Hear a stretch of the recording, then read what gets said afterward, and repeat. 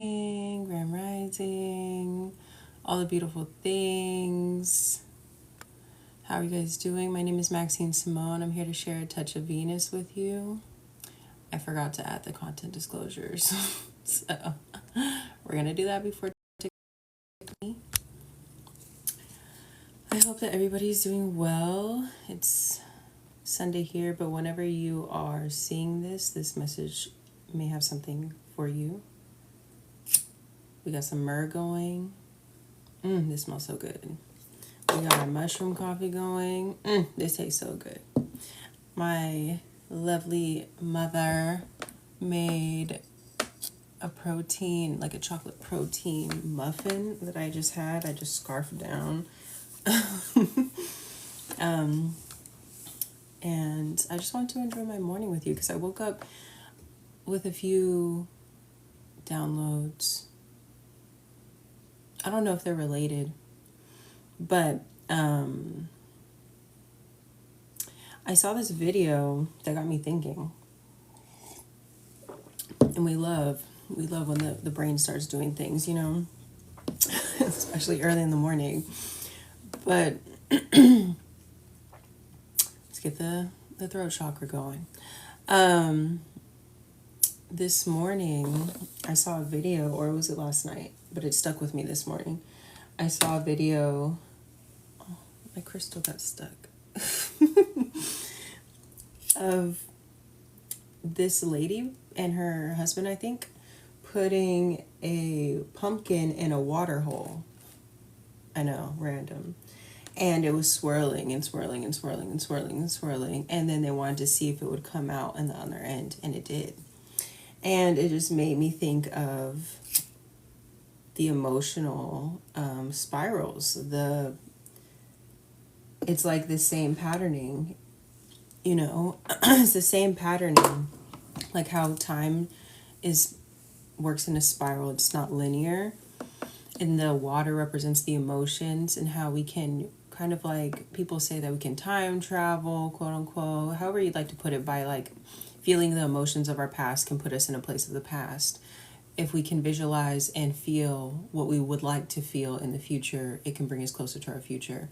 And it was so interesting how the pumpkin just kept spiraling, and it sunk deeper, and then it popped out in a different side of it was on the other side of the road, and to a new body of water underneath a bridge. Interesting. And I was just like, oh, quantum leaping. That's literally what that is. Like, that's a physical representation of that, you know, by tuning into the emotions, and you get deeper and deeper and deeper into that. And then you end up somewhere else, literally a different reality, you know? I don't know if that has anything to do with the message that wants to come out today. But then I had another message about those that feel called.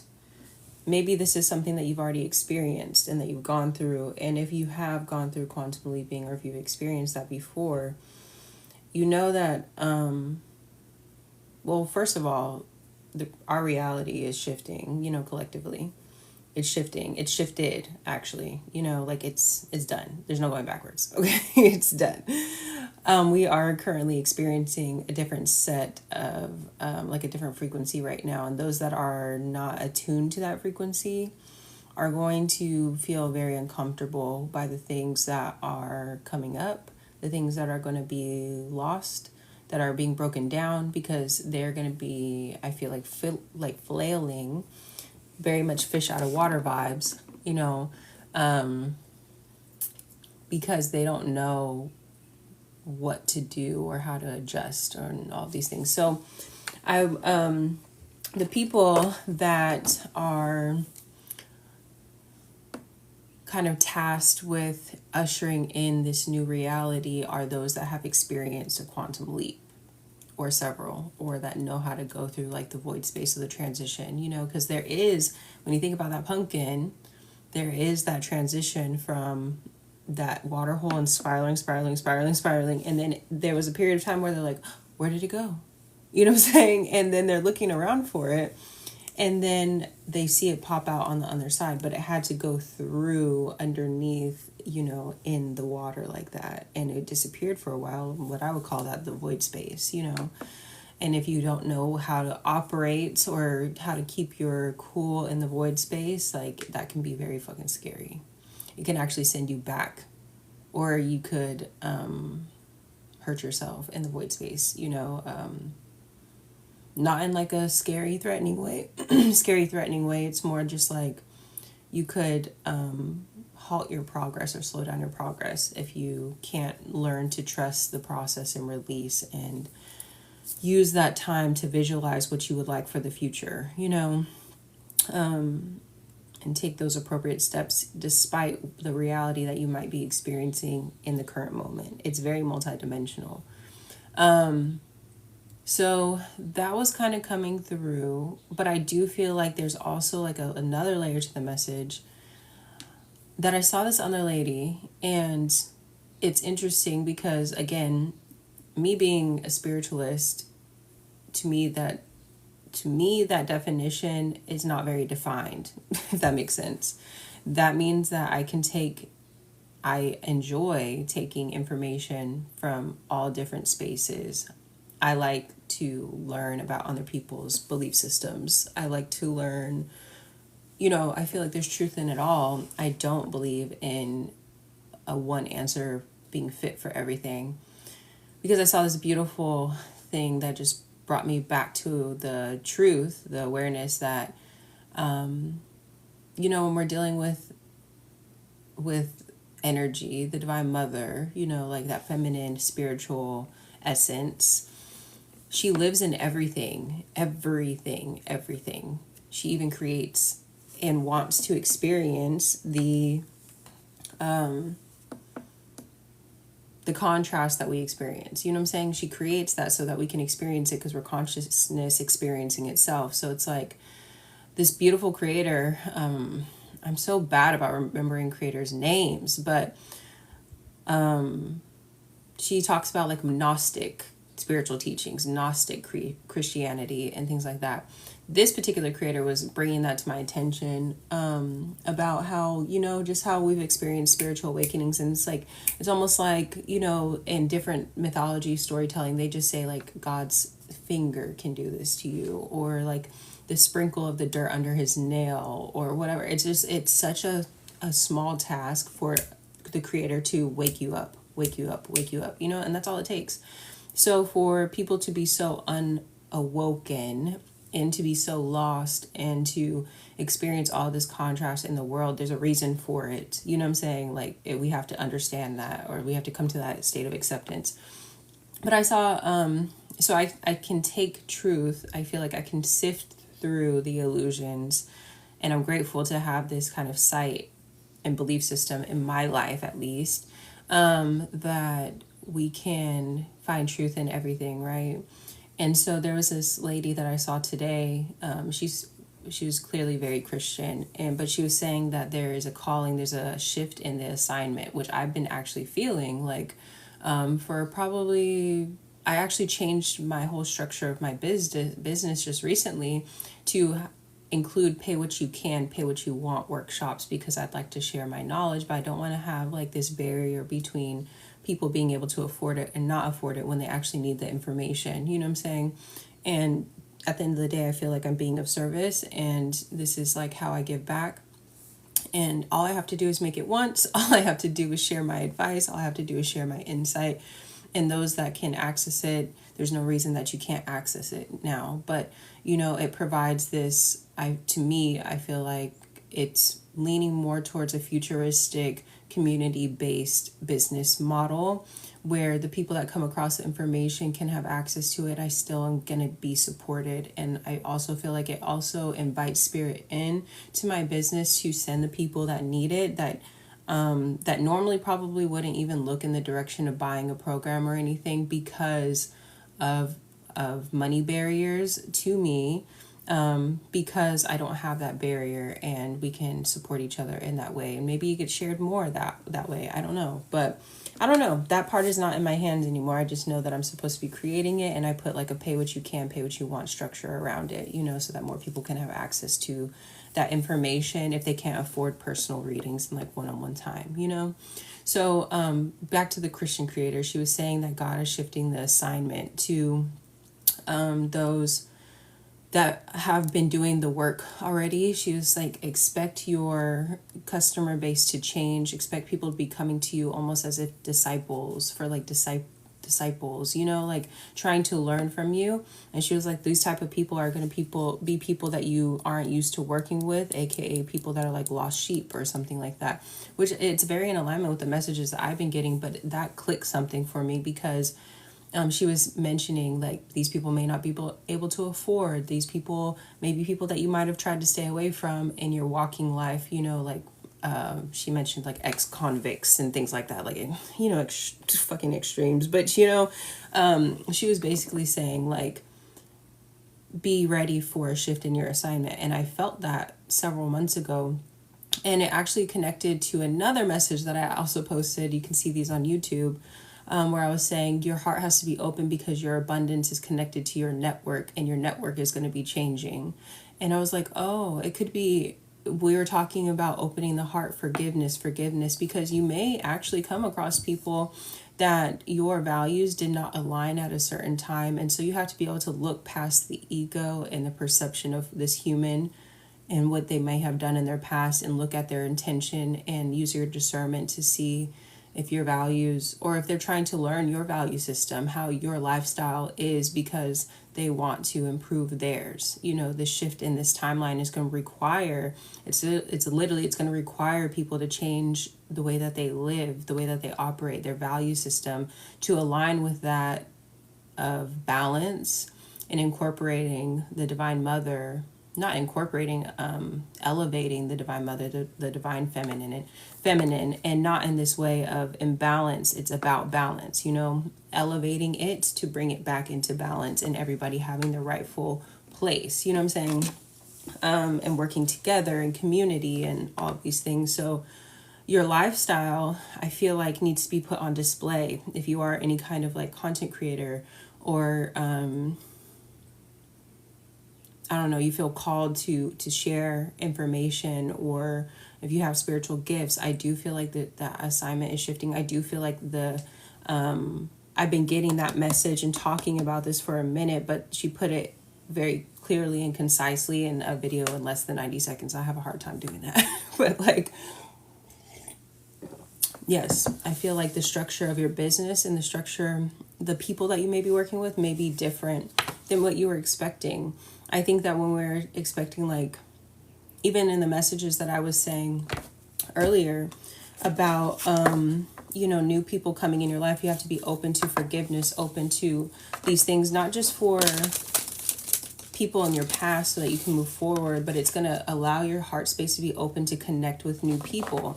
And these new people may be people that you thought that you would never connect with. You know, maybe it's something in that way, you know? I want to get into the cards and see, you know, those are kind of like, I guess the downloads are connected, but when I was having them, you know, I was like, it was just a lot of information coming in at once. But thank you for the likes. If you're seeing this on TikTok, I appreciate you for being here. If you can't stay for the whole reading, that's totally fine. It will be posted on YouTube. You know, actually, no. I was about to say, thank the Lord it's a 3-day weekend. Yes, but no, because also Columbus Day. But it is Indigenous Day, you know. So, thank the Lord for that, right? But I feel like, yeah, this weekend I'll be putting more things up. And I would like to make a new workshop since I have a 3-day weekend. So I have one up there, pay what you can, pay what you want, called the Venus Codes. It's about how to align with the frequency of love and abundance. That's available on my site, and my personal readings are available. If you're seeing this on YouTube, everything can be found in the description box below. Okay, let's get into it. Angels, ancestors, spirit guides, higher beings of light and unconditional love, divine mother, divine father, Holy Spirit, what are the best and highest messages for this collective?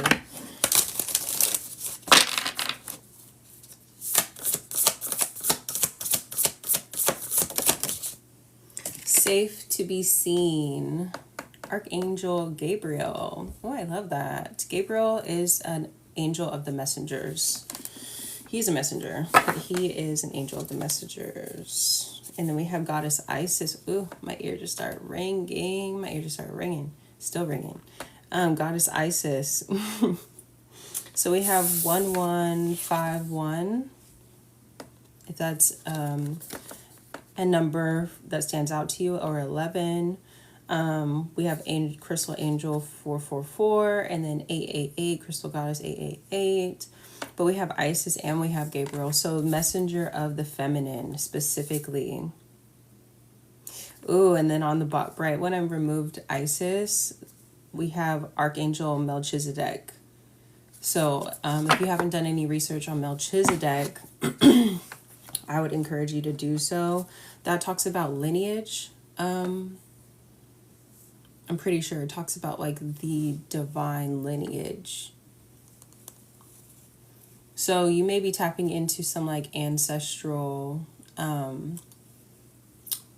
knowledge, but it's like this, to me, at the end, when you really go back, you know what I'm saying? Like all the way back. There's a connection to all things, you know what I'm saying? I feel like it's not so much lineage. When I say lineage, I think of family, I think of family tree. And Melchizedek does cover that if you look into that, all of that. It feels more like DNA codes. And that's been, these are difficult subjects for me to like put words to, because I feel like these are experiential things. But when we're talking about Isis, we're talking about such a, you may be connected to, like this could be related to past lives or something.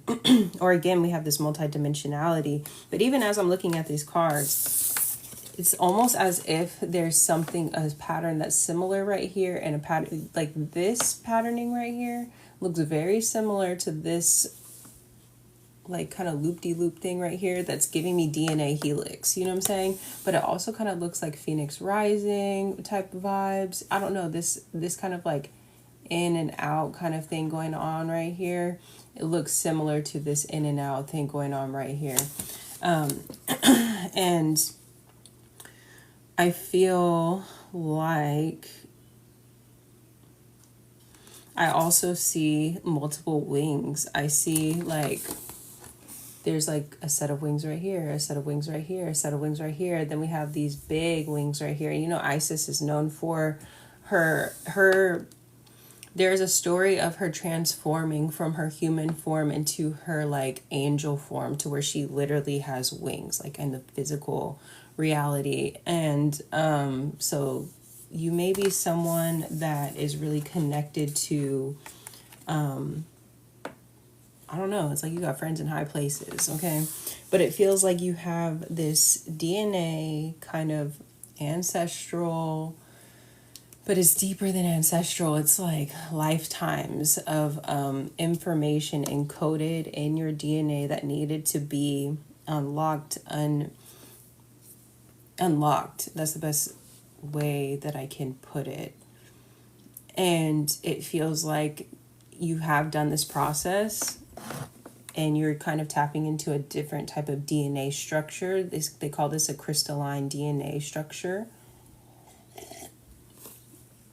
I know it kind of sounds, but if you know, you know.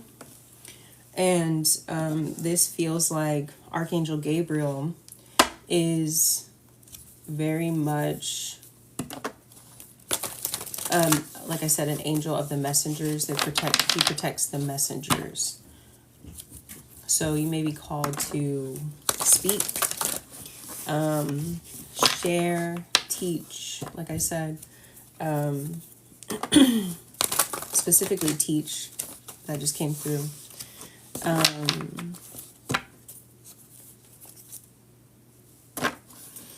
You have an old soul.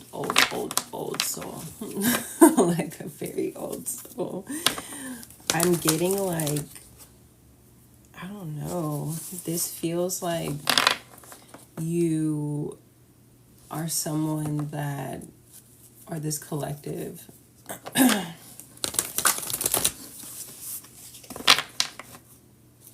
I'm just hearing like I am that I am, you know. I am that I am. And it was like you, this is giving like very, you are a very high ranking spiritual, like a high ranking soul. You're giving that, this collective is giving like a high ranking old soul that came here because I saw Mars Force and I saw collective, you know, like the social card. It was like you came here on a mission specifically. Yeah, and I feel like if you are resonating with this, even though I may have a little bit of a difficulty of delivering it because I feel like because it feels so high ranking and like angelic, it feels like I want to, my ego is telling me like I need to deliver it the right way, even though like you feel spirit, like you're very connected. So whoever this is for is going to resonate. Let me see what's trying to come through. The world's yes. They want to talk about your assignment.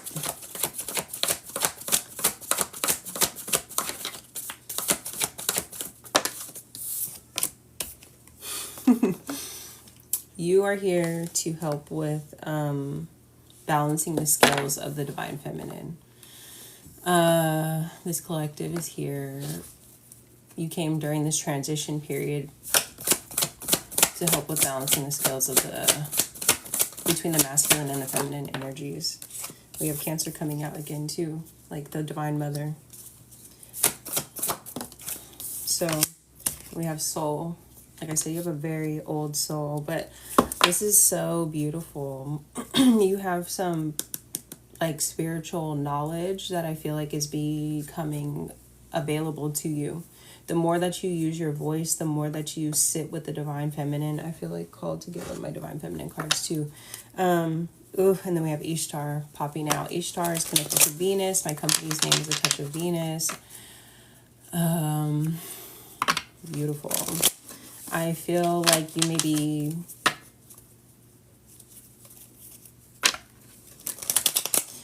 okay with, I feel like there is a little, because you came here in this transition period, you may be very much misunderstood by majority of the collective initially. And this is maybe something that you've already experienced. But now that you're beginning to remember who you are and your assignment, your divine assignment, you're giving, like you kind of are, people can be a little bit scared of you. People can also try to demonize you because of your divine knowledge or the codes that are like you literally carry. People pick up on the fact that you have a different energy. It's almost like you aren't from here, that they can feel that, you know. And I feel like you can feel that, and you might have not liked that feeling, especially growing up, you know. Said hello, hi yellow bird. But it feels like we have Mott and like fairness and home. You're trying to, this collective is here to help with like bringing things back into balance and making things safe for the divine feminine.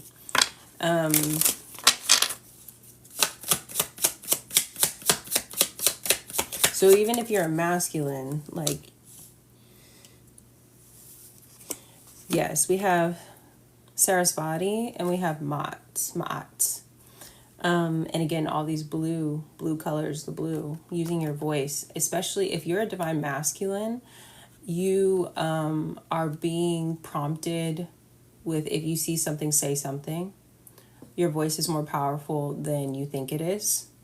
And if you are a divine feminine, same thing, same message. But I feel like there's this invitation to really speak your mind, to speak your truth, to create the correct boundaries, because the less that you accept, like you should only be accepting things that align with your value system, because your value system is different than society's value system, and you're helping to recreate a new value system that like breaking down an old system and building a new one. But in order to do that, you have to not play small, and you have to like really challenge the status quo. Sarasvati, it says the arts on here, but I really feel like this is the protecting women and children, specifically like creativity, creative power, creative source, creative potential in the world, bringing it back to balance, because it says the situation will be handled in a fair and just manner. It feels like karma or the laws, the spiritual laws, are on the side of this. And so like I was just laughing with my friend the other day about how like environmentalism, or being one with nature, and starting to develop that relationship with the divine feminine in the way of like nature. We have this misconception that nature is helpless, or that the divine mother is helpless, or that the feminine is helpless. It's not. Literally, she can wipe us out in like a second. Similar to how I was just saying in the beginning of the reading, that if the divine mother wanted to wake us all up, it's literally like a snap of your finger, because we've all had those divine revelations. We've had those epiphany moments, you know. Imagine if she did that to everyone, you know what I'm saying? And it could happen that way. It's like, it's not something that's out of her reach. There's a reason for everything that happens the way that it happens, right? It's all about balance, bringing things back into balance. And so, where was I going with that? I hate when that happens. I feel like I was having a channel and then I lost it.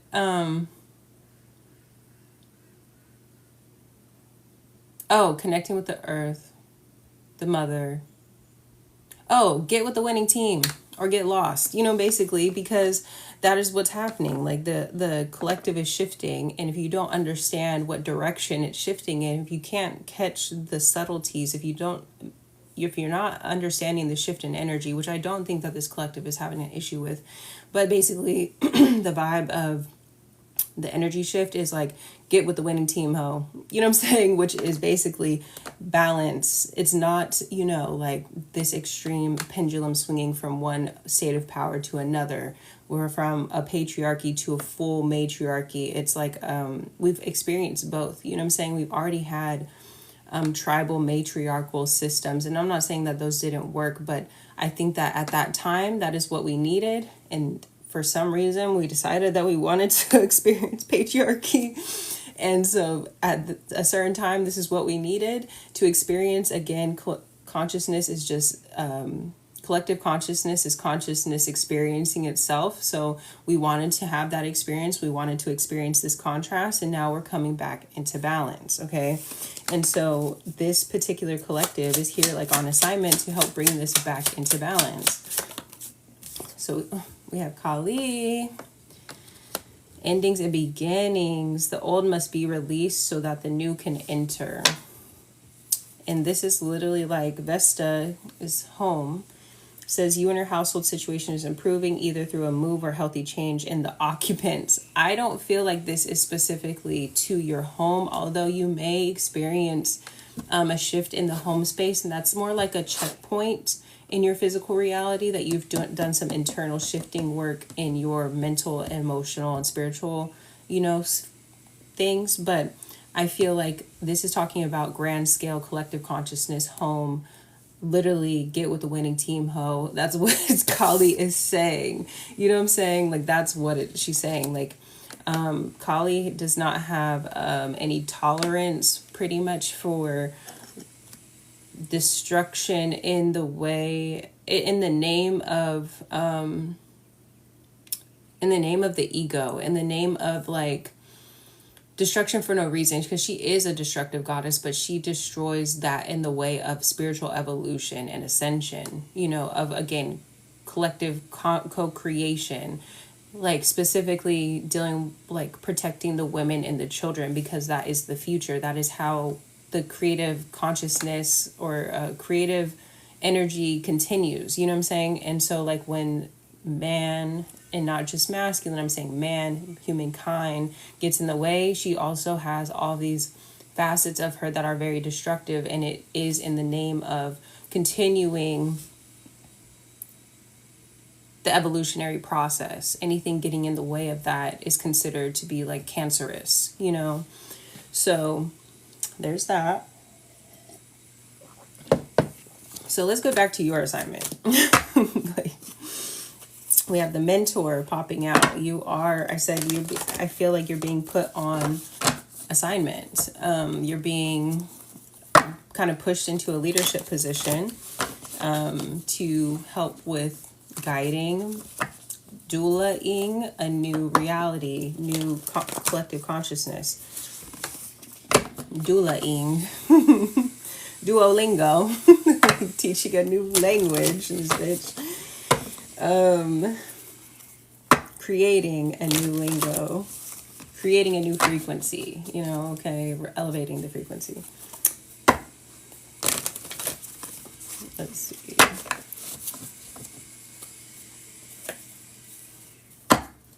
Okay, one more. Let me say more about this collective assignment, this divine assignment.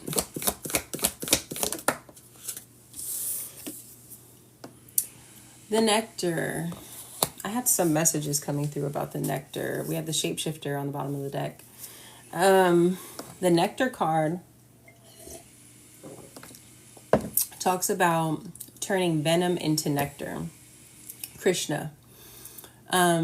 Being able to transmute something that is so toxic and ugly, poisonous, through the mouth, through the throat chakra, ingesting it and giving back love. So we have the shapeshifter on the bottom of the deck, literally.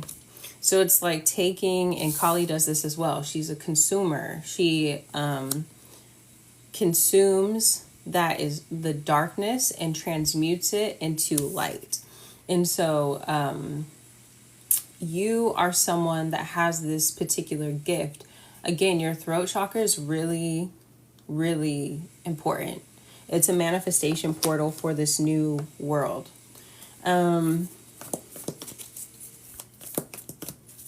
So you may be called to speak publicly, again, to teach. You may travel and speak. I have one more.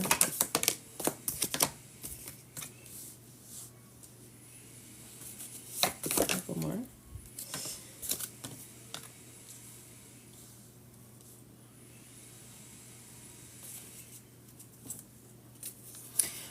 So, again, there's something along the lines of people misunderstanding you. You have a very high vibrating, like a very light being. But in order to have that amount of light, you have to also have that equal amount of darkness. And I feel like, hold on, let me close this damn window. Give me a second. So they're doing something outside. You have to have an equal amount of darkness. And I think that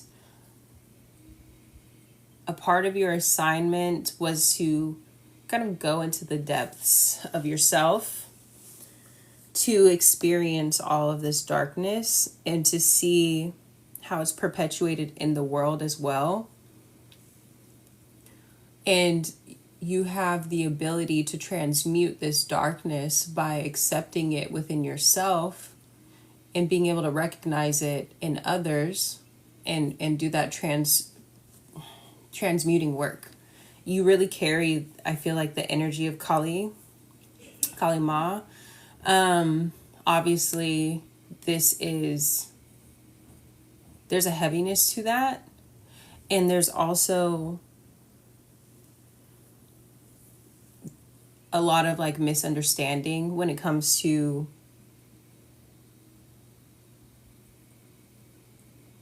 there's just a lot of fear, I think. And I don't think that you like being feared. That's not your intention, you know? But I feel like Spirit is saying they're confirming that you have the gift of transmutation of alchemy. And only through having gone through so much darkness, you're able to have developed this gift. This is clarifying.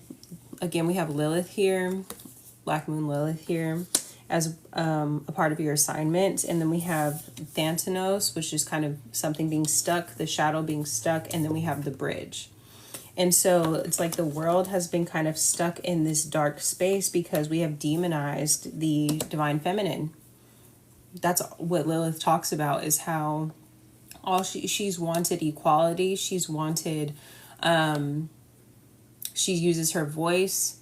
She'll go to the end of the earth. She'll do extreme shit to make sure that you understand the equality, you know? And I feel like because this gets twisted into being demonized, you know, look into her mythology, or it's not her mythology, but like, you know, the stories related to her. And she invites you to accept,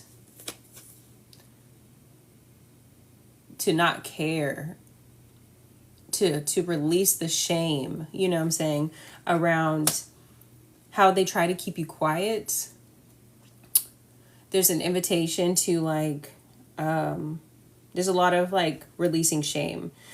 Specifically, this is what you're here to do. You're here to help the collective with debunking shame, with debunking, because you have been someone that has gone through and like really embedded yourself in certain underworld spaces, your own particular underworld that reflects the underworld of, I guess, the collective consciousness, you know? You're someone that understands how this place operates because you've gone through so much darkness and you transmuted it yourself. So, and like I said, we kind of talked about like this crystalline DNA kind of thing. Like you had to shed your human, it feels like DNA, which isn't, obviously you're still human, but it feels like you've shed like this reptilian way of thinking, you know, of like operating from this unconscious state, and you've elevated into the conscious state by doing the alchemy work, transmuting all of these experiences, showing love to all these experiences, holding yourself through all these experiences, releasing shame through all these experiences. Like, such powerful, deep work, right? But the collective has not caught up to this yet. And so you are being put in a leadership position to help the collective with doing this. You are literally a bridge between, and I love that this card shows an adult hand and a child hand, because it feels like this is like Kali Ma kind of reaching out and getting grabbing the children, the inner children of these adults, and like the future children, like doing all of this work for humanity, you know, not humanity specifically, because Kali Ma really doesn't give a fuck about humanity. She gives a fuck about the spiritual evolution, you know, the souls. So again, inner children and the children of the future. Oh, we have the temple. So this is clarifying. This is a beautiful reading. Cancer, you are the temple. You have, because you have gone through this fire of like, it feels like burning off this deteriorating, like, I feel like I can't say that word, DNA, like the humanoid, that's the best word that's coming to me. It's like humanoid, like reptilian DNA, you know what I'm saying? Like where you operate from an unconscious state. It feels like you've broken through this, you've burned through this, you put yourself through your own personal hell, you know what I'm saying, here on earth, where you understand the shadows. And it's like you came out and you did this Phoenix Rising. You literally experienced what what we talk about as resurrection of Christ consciousness. You have gone through this awakening, and you understand that you had to do this. You had to rework your DNA. And of course, like, your spirit team has been guiding you through this. Your higher self has been guiding you through this. It's like you and your higher self are really becoming one. And you're understanding that your body is the temple. Like, you are somebody, I feel like this collective, if you haven't already discovered this, like, you are on the path to discovering this. But every time you sit in meditation, you are going into temple. You're going into your temple. You are able to actually invoke, like, light around you, and you can create a temple. You know what I'm saying? And so Spirit is saying that you have traversed into different temples. I feel like specifically with the divine feminine, because we have Cancer here. And so if you haven't done this yet, I invite you to do this. Maybe this is something that I could help people with understanding a little bit more. If this is resonating with you, and you haven't done that before, send me an email or something.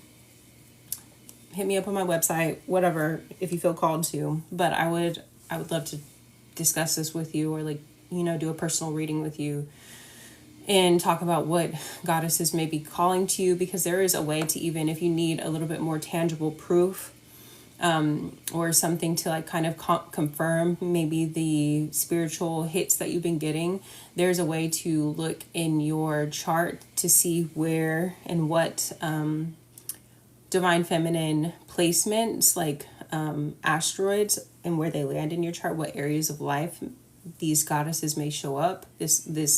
A goddess showing up is a consciousness that shows up in your life to help you transition from one thing to another, like to teach you a characteristic, to help you embody a characteristic. And so it really feels like there is these goddesses. I'm telling you, I kept trying to put this one back, but the mentor popped out. They're coming in at different points of your life to help with getting you to the next level, to help you with embodying a certain aspect of yourself, because this all exists within you. So when you enter into meditation, when you enter into prayer, and you're sitting in silence and you're connecting with the unlimited consciousness that exists within you, you are connecting with different aspects of yourself, and these goddesses are also different aspects of yourself. This is why they say when you meditate, you go into temple. Your body is the temple. Like, when you are you sit with them, this is the consciousness that meets you when you are open to receiving this information. And then on the bottom of the deck that kept trying to come out with this card is the Lover. And so this is clarifying the Soul card. You are really understanding your multifaceted ability. You're literally I don't know, I just picture it's it's a hard thing to describe. But I picture when you close your eyes, it's almost like, I don't know, when you're a little kid, have you ever close your eyes and really push on your eyes? You probably shouldn't have done this, but I used to do this when I was little. I would close my eyes and push on them, and then I would see hella stars. You know what I'm saying? You can still do that. You probably shouldn't do it. I don't know if it's good for your eyeballs, but it's that's all I picture. I was when you close your eyes and you can get into, you feel yourself sink into your body. It's almost like you can see all of these different stars. You know what I'm saying? Different systems, different aspects of consciousness. It's really beautiful. But the Lover card is about turning inward. Again, we have the body, we have the temple, we have the mentor coming in this this is literally the type of vibe that I picture is these, it's the darkness, but it's stars in it. I don't know if that is making sense, but. And then we have the Crone. Yes, the Crone. You are very, very, very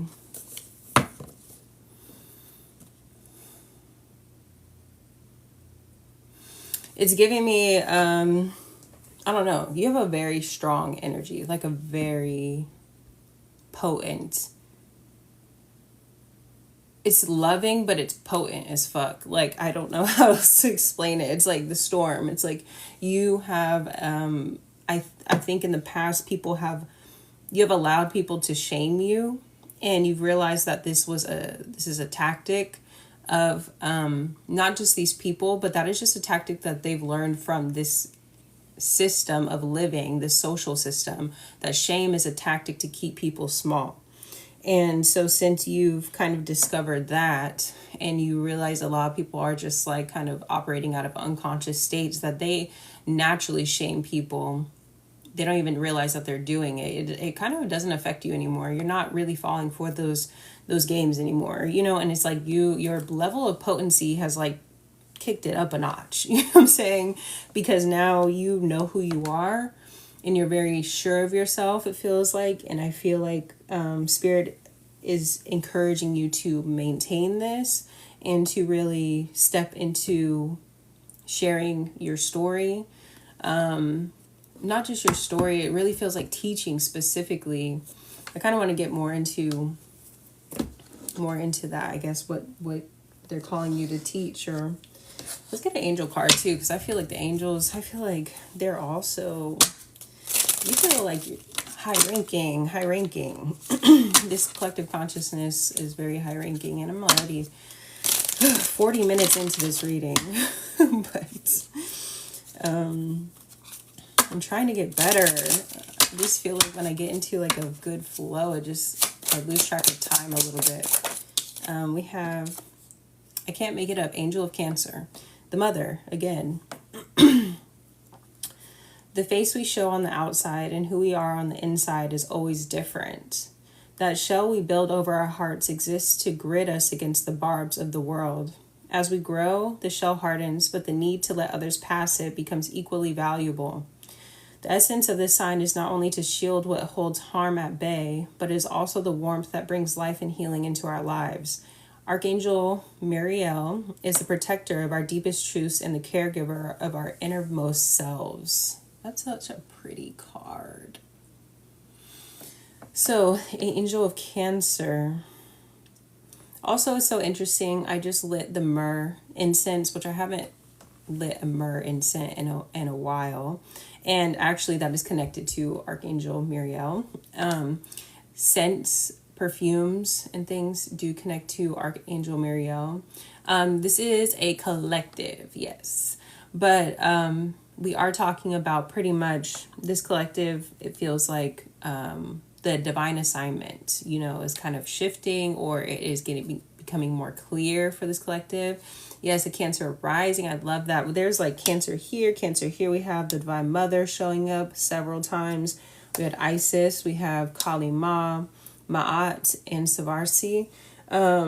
We have Lilith here. There's so many divine feminine archetypes showing up to, I feel like this collective in a nutshell, although we've gone into quite a few details, is very much giving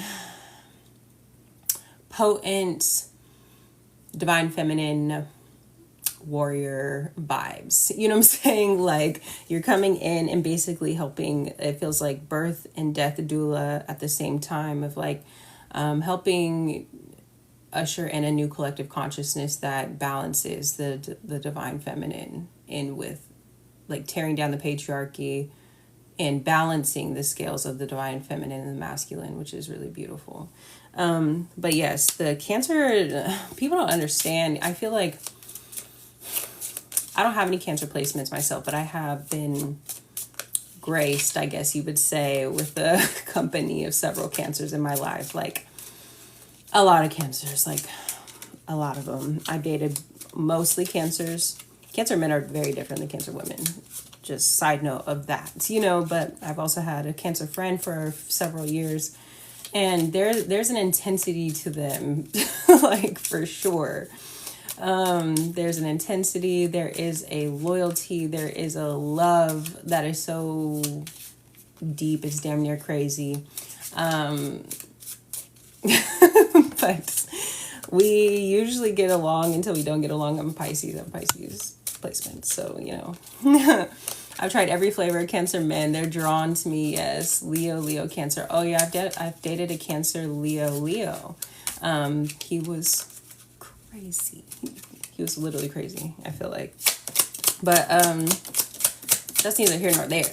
You know, like angel of truth. So yes, the most patient attendant will wait for your arrival. Archangel Phanuel has been here long before you arrive, standing at the gateway to the throne. You may not have seen it, but you may not have seen it. You may not have heard it, but this angel waited there for you to wrap you in its warm, warm cloak. Seek it and you shall find it. So that's a beautiful card too. All this blue, you know, I feel like I love that both of these angel cards are sitting in this meditative position, because I just went on this rant about your body being the temple, being able to connect with the divine feminine in the temple. You have to drop your ego. You have to be able to drop your persona and really connect with the multifacetedness of your being and invite these divine feminine archetypes in. Or you don't even have to like be specific. I have been both specific, and I have both been like, look, whoever, whatever needs to reveal themselves to me, I'm open to receiving the messages, you know? And I've done it that way, and I've connected with the information. Like, the truth is waiting for you, like it's saying in here. We just, hello. We just have to be willing and able to be open up to receive the information that's coming in. I just also got the message to kind of tell a mini story. We have Angel of Deep. This also gives me a Cancer card. I don't know why, but this reminds me of the Cancer card. He gives me Cancer vibes. You know what I'm saying? Like, more like daddy Cancer, not like mama Cancer. But then we have Angel of War also. And then we have Angel of the Deep, a different Angel of the Deep card, because this is two different angel decks I mix up together. So 2 Angel of the Deep, deep oceans. Also, that's connected to the waters though. And you know, so there's, you know, in the Orishas, it's Yemaya is the ocean, you know, like she's the mother of the oceans, right? Then we have Oshun, that's the rivers and like the other types of waters. But then there's Olokun, which is like deep down there, you know what I'm saying? And he's giving that vibe. So there's a call for the masculine to go deeper. There's a call for this particular collective to, like, it's like you are requiring that the masculine go deeper, and requiring like a shift in their consciousness as well. That is a big part of this message, but I feel like it's like side note kind of vibes, you know, like that's kind of like enmeshed in your assignment, but you do that by realigning your own value system and using your own voice, you know, and requiring like an elevation. But again, requiring an elevation of the masculines, but they can only elevate if they go deep. You can only see people as deep as you can see yourself. And if the masculines haven't tapped into that level of depth or empathy or understanding, they will not be able to elevate. So the feminines are requiring that level of depth. So it's like they have to kind of go through their own underworld moment, ego death moments, you know. So that's a side note. But I was being told to kind of tell this like little side story about plant medicine and my meditation with Demeter. So I was like, you know, working on my business one day, and I was like, let me take a little microdose, you know what I'm saying? So I was like, I'm going to do that. I also have Blue Lotus tincture, which is really beautiful for opening up these areas, you know what I'm saying? The crown, the third eye, all those beautiful things. And so I was like, I'm going to get into a reading. I'm also going to be working on my spiritual business. I kind of want to get into the creative flow. So I'm like, I took a little Blue Lotus tincture. Mind you, this is my first time taking a tincture. I've had like Blue Lotus tea before. I never seem to finish it. I always get so sleepy that I just go to sleep. But again, like I'm a Pisces, I'm sleepy 90% of the time, you know, so it's like whatever. But I took a tincture, and then I took a mushroom cap. I didn't think it, like I've microdosed before and I didn't think it was that much, but maybe the combination of those two just hitting at the same time. I think actually it was an invitation because, again, it's so beautiful how spirit will teach you certain things without you even you don't have to read it in a book. You can learn it experientially. I was just learning that day about how Demeter, I was learning about Persephone and Hades, and I was learning about Demeter, Persephone's mother. And Demeter was goddess of nature, abundance, and the harvest and all of those things. And she has a whole temple that, back in the day, they used to go to the temple to do the I believe it's called the Venusian mysteries. And so basically it's a ritual or something like that. They would have a mystery. They call it the Venusian mysteries, but basically it's it's not a ritual. It's it's a whole event. You know what I'm saying? They would have this whole thing for her. And, but it was always a mystery. They say it was a mystery. Nobody knew exactly what would go down in those events, but you would come out changed. And as I was learning about that, I actually feel like I was learning more about how Demeter, her attitude towards Persephone being kidnapped and Zeus being okay with Hades kidnapping her daughter. You know what I'm saying? Because Hades did ask Zeus, and everybody was kind of like, what the fuck? Why would he let him do that? But Zeus, being the all-seeing eye, Zeus is also problematic because these stories are also written in patriarchal eyes, from the Romans and the Greeks and the Romans in that time period. So we also have to keep in mind that. But basically he was like, yeah, it's good. You can do whatever you want type thing. And she was pissed. She was like, that's my daughter, and I've tried to shield her from the underworld. I've had Persephone as the daughter of spring. She does not go down there, So she ends up getting Hecate, or Hecate, however you would like to say, to help her go down there and have a discussion with Hades, about trying to get her daughter back, But she discovers that Persephone wants to be down there, Persephone has gotten to experience the fullness of herself now because she's experienced the darkness, and she's realized that is a part of her as well. And so she actually eats the pomegranate. She decides to become the queen of the underworld, and she goes back and forth now between the spring and the underworld. And that's Persephone's story. But there had to be some reconciliation between the mother and Hades. That's what I discovered, or how I felt when I was learning about that story. You know what I'm saying? So I was going down that rabbit hole that day. That's what I had learned, right? Then I take these tincture, I take this microdose, and I'm texting somebody, and I'm literally about to get into meditation. I'm texting somebody, and my phone auto-corrected to Demeter. And I was just like, I feel like I should do a meditation with Demeter. So I literally found a guided meditation for Demeter. I found a guided meditation. And I just put my phone down. I put that in my little earbuds, and I sat with Demeter, and the microdose started to hit. You know what I'm saying? And with the Blue Lotus, I felt like all of this was so open. And it was explaining Demeter is this goddess of nature, of the abundance that the earth has. You know what I'm saying? There's no lack with Mother Earth, and it was explaining to feel the groundedness, the safety of Demeter. You have to imagine yourself as a redwood fucking tree that's been there for years and years and years. You're so rooted and grounded that even if somebody came through with a little axe and tried to knock you down, you're not gonna get knocked down. That's the amount of groundedness and safety you should feel, the amount of abundance that you can tap into, the safety that you should make decisions from. You know what I'm saying? It should not be short-term thinking. If you were that abundant, how would you make decisions from this point? You know what I'm saying?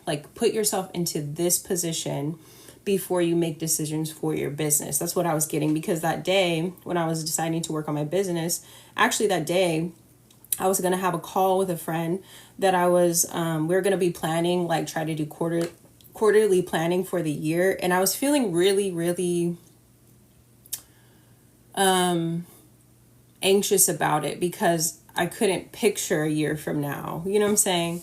I couldn't picture, like, I was just trying to get like from month to month. You know what I'm saying? I was like, I am having a hard time making decisions like from a year from now. And so like I was trying to put myself in that space of being able to think that far out, but that meditation really invited me into the temple of Demeter. That's, I believe I found a meditation that said that, a temple of Demeter.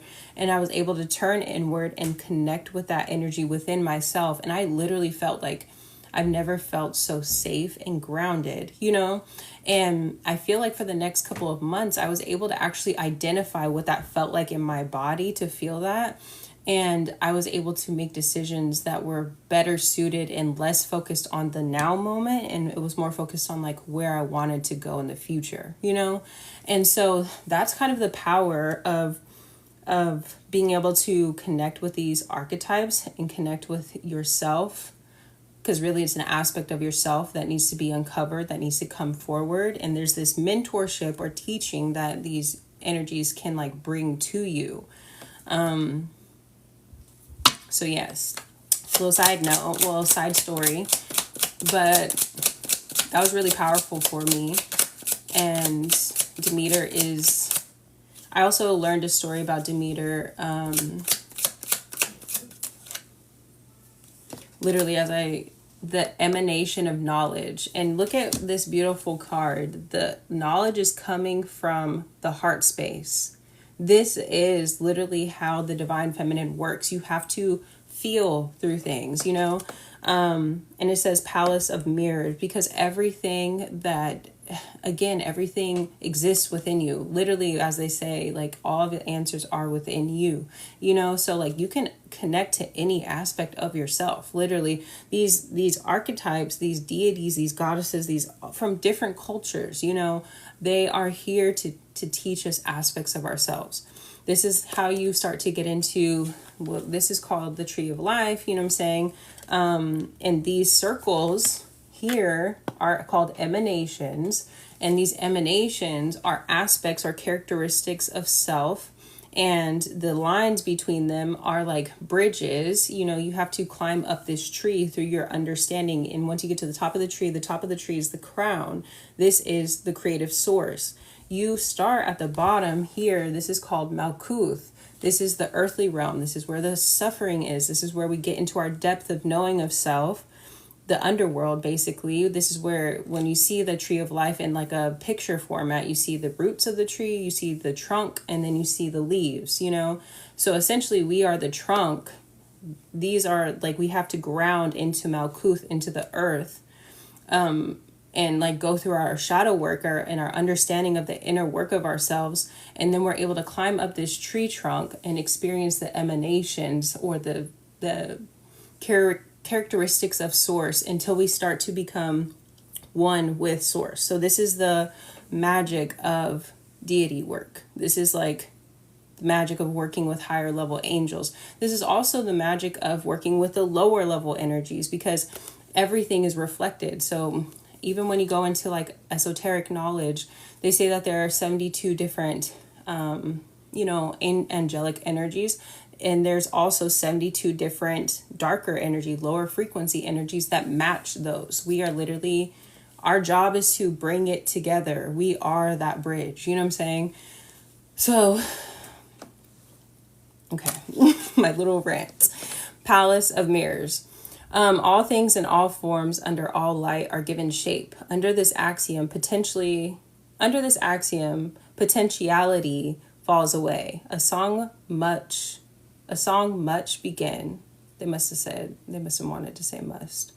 Thunder must rise, all from potential. If existence blossoms in a palace of mirrors, the light cast there is called Bina.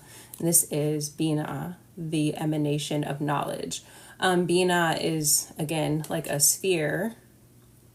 They call these sephirots, or, emanations on the tree of life. So the tree of knowledge, or the tree of knowledge, Bina, the emanation of knowledge, is pretty high up there. This one is the crown. This one is knowledge. You know what I'm saying? So like in order to access this knowledge, we have to be able to turn inward. And again, you will only be able to understand as deeply as you're able to see yourself, as deeply as you're able to turn inward. Let me get one more angel card, please. The Angel of Sacrifices. Interesting. I'm interested to see. So then we have the Angel of War and the Angel of Death. You know what I'm saying? So this is, where have we sacrificed ourselves? You know what I'm saying? Where have we, this is where, again, this collective, we're getting back to your assignment. We're getting back to, like, you came here in a very intense way with a very intense assignment. Tonight we pour from the water of our bowls, the warmth of our hearts, and the breath from our flock. We bring an end to these necessities, not for their destruction, but in their honor. For in their absence, we can truly see their glory.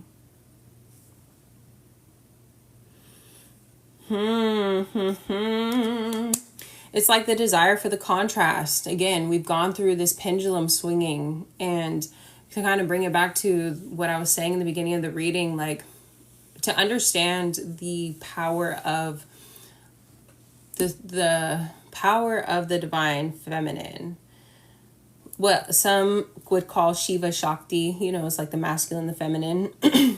The way that somebody described it, that just like it sticks with me, is like a flame. You can't have heat without flame, and vice versa. You know, they will always be together. So the masculine and the feminine exist together. Shakti is like the divine feminine energy, the spiritual essence. You know what I'm saying? So you can't have collective consciousness and this human experience without Shakti, you know?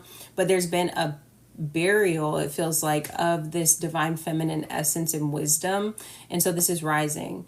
But it feels like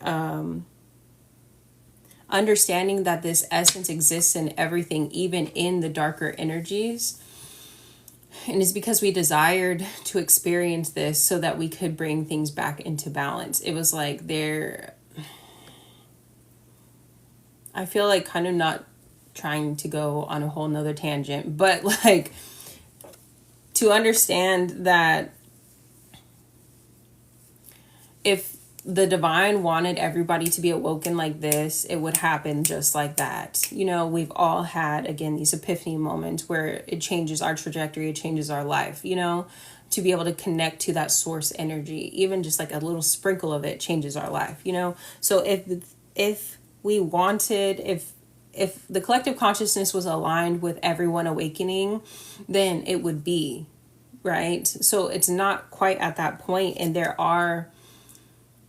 still a desire to experience the contrast at this point, but I feel like there's also a desire to experience the elevation of collective consciousness, and that is what this collective is here to do. It's like giving very much like, again, we just had the spirit of, or the angel of war. We have the angel of death on the bottom of the deck. I just shuffled, and then the angel of annihilation just came out. So there is a very heavy energy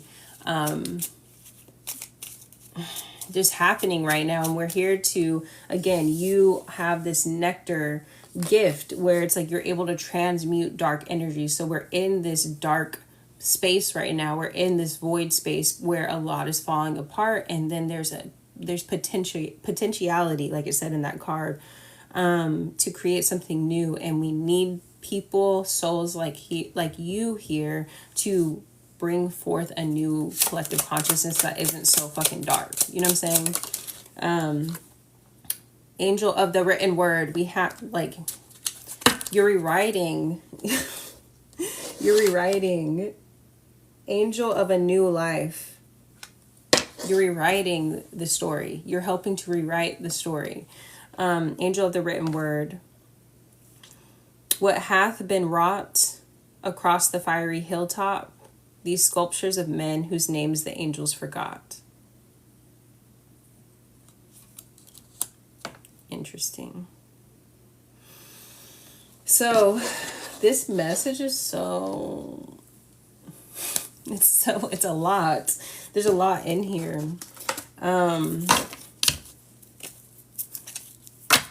Yes, you have I just kind of want to focus on you and your particular assignment right now, I guess, to kind of close out the reading, because I feel like a lot of information came through here.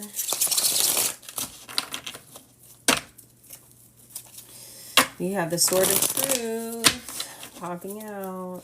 Can we know more about this particular collective, please, and their divine assignment?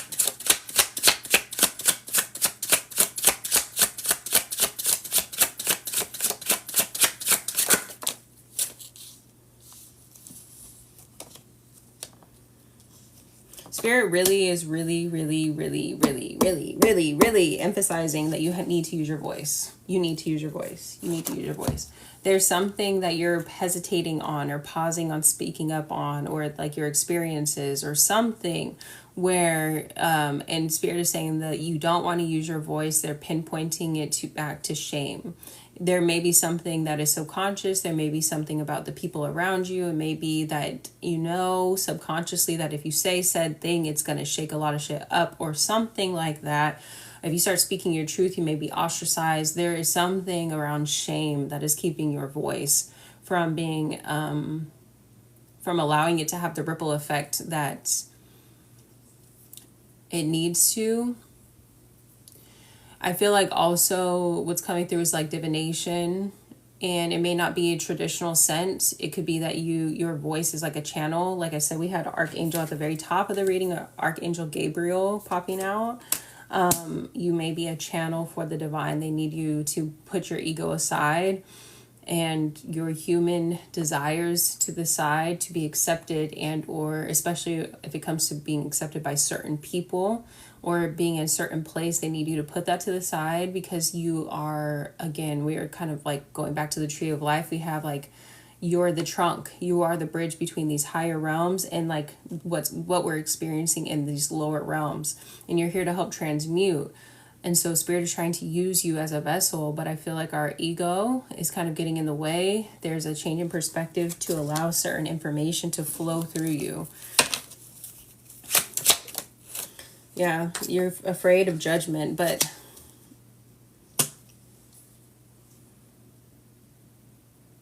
yeah, I just got like a hot, like nervous feeling, we had judgment kind of come out in the challenge position. This also shows Archangel Gabriel. I think it's Gabriel at the top of the card. He's the one that's blowing this trumpet, allowing souls to rise, to meet a new consciousness. We have the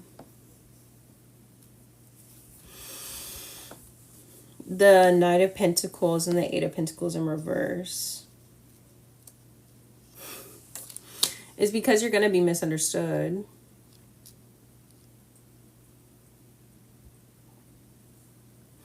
I feel like you said the more I speak up, the less money I make at this point.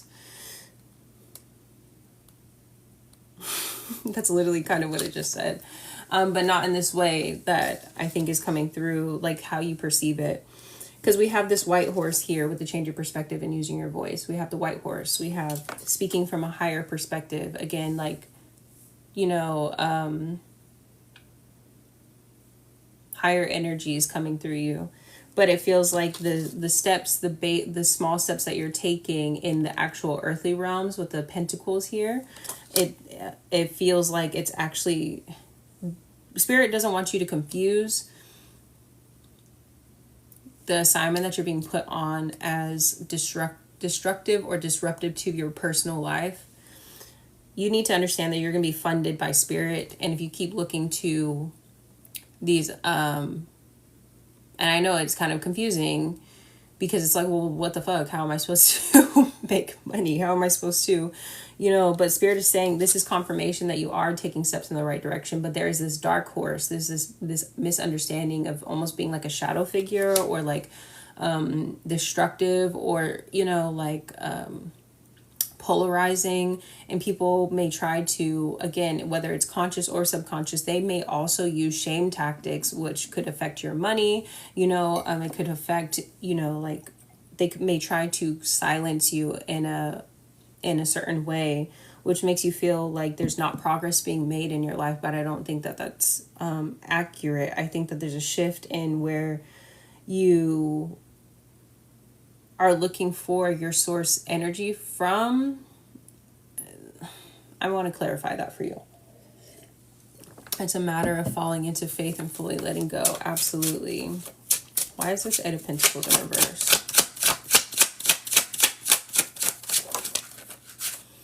Two of Swords in reverse. And the King of Pentacles. They're saying that you need to become fully funded by the divine. Again, there's this prompt kind of bringing you back. I don't know if you were available for the first part of the reading, but I went on to like another mini rant of like this collective.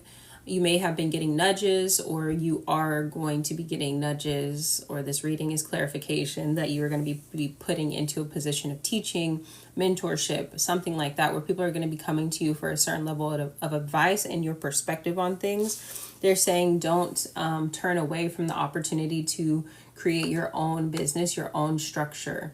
I do feel like, I'll get more. Yeah, we have Two of Wands. You're going to be put at a crossroads where you're going to have to decide if you're going to continue to look towards the structures that are falling for your security, or you're going to trust fully in the divine and become fully funded by the divine and trust that they're going to send the clients, the people, the things. If you build it, they will come. If you build it, they will come. You know what I'm saying? And I feel like I went into this mini rant of like how I spent the past few months restructuring my business to include like pay what you want workshop, pay what you can workshops, because I understand, I've seen the pattern of like the people coming to me can't always afford a personal reading or something, but I can teach, I can share my knowledge, and I can also create this more community-based business model, and so you may be called to do something like that where you're able to you said, I'm fully nudged. Third time this has been told to me recently. Yes.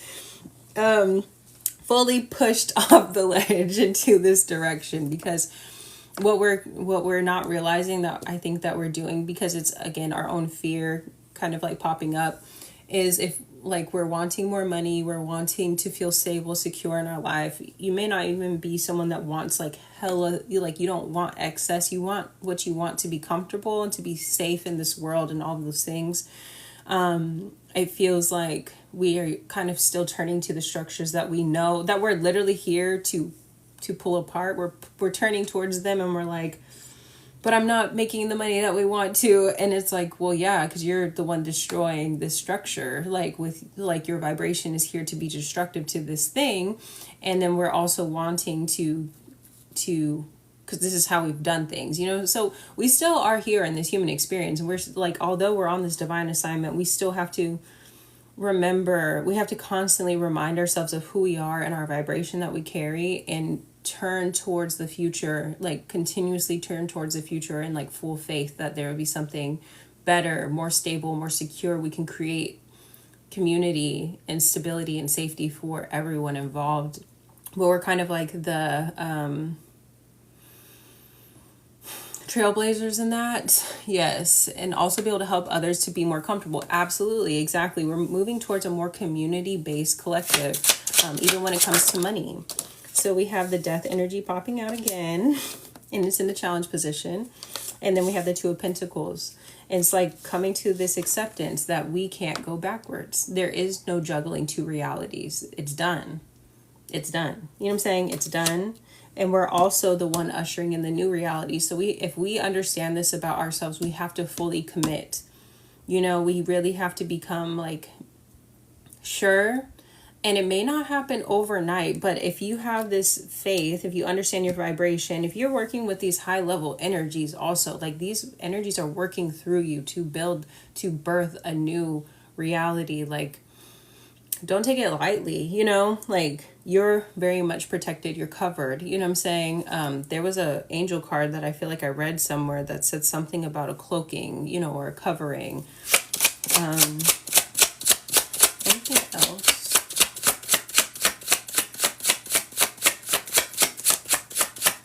Is that it? Yep. You cover her boobies. We have the Star card. We have the Star card. There is hope. There is faith. This is the collective, you know. This is also working with those high level energies. Okay, I think that the message is kind of wrapping up. Yeah, there's a lot that, let's just do we're going to close off on this. There's a little bit of impatience, you know, but we're going to close off on this. So we have the Nine of Cups. We have the King of Cups. Your imagination is going to be your most helpful tool right now.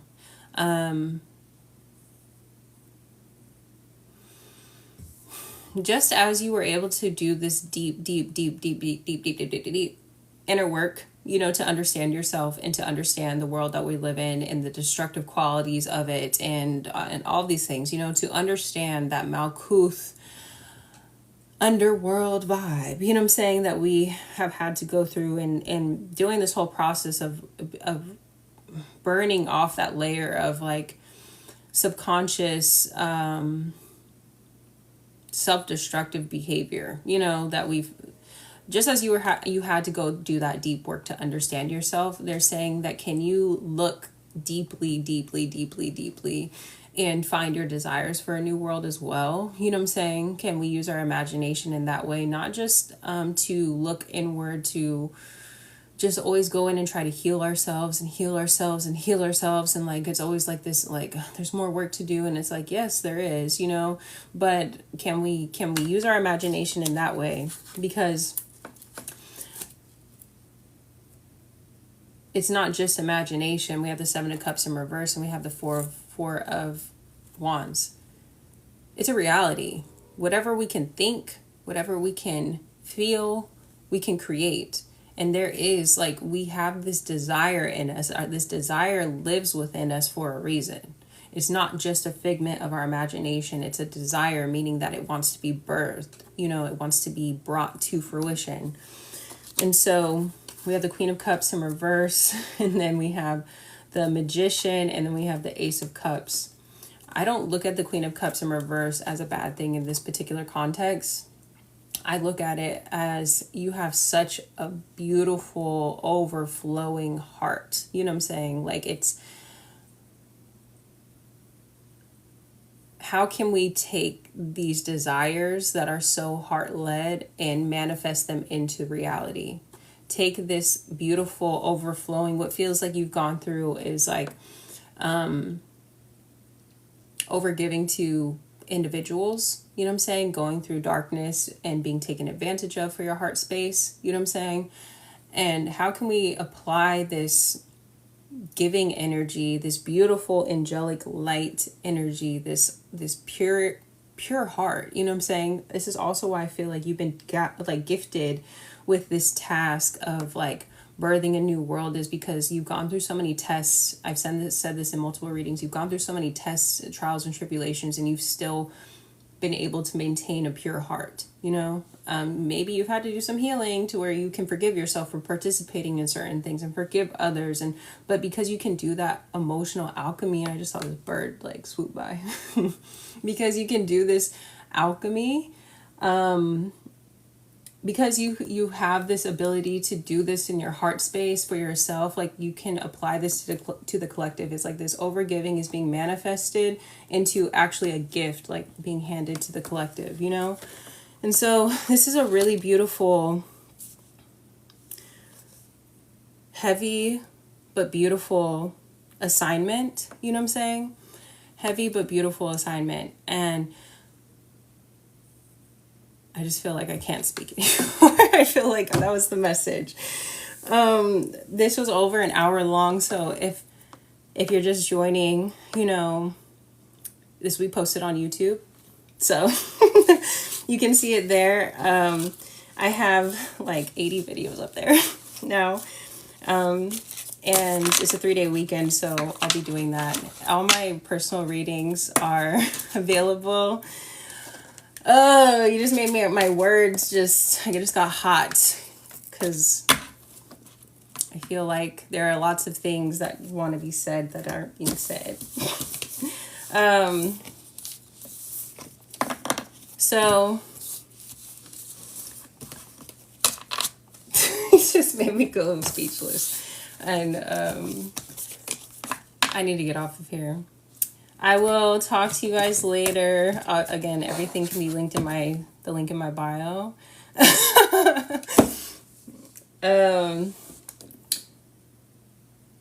I'm literally hot. Okay, I'm getting off. Bye.